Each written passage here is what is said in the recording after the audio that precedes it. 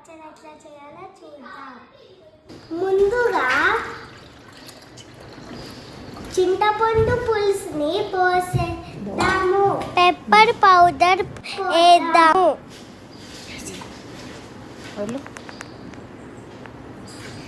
దాని తర్వాత సాల్ట్ పోసేద్దాం.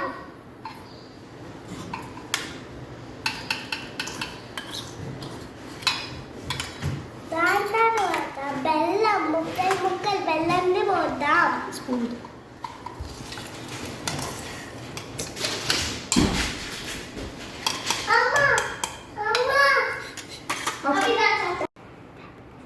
వేప పువ్వుని పోద్దాము.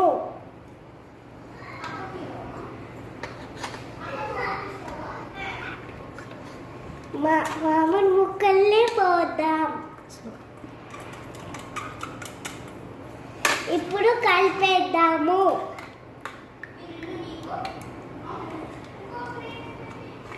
మన ఉగాది పచ్చడి రెడీ.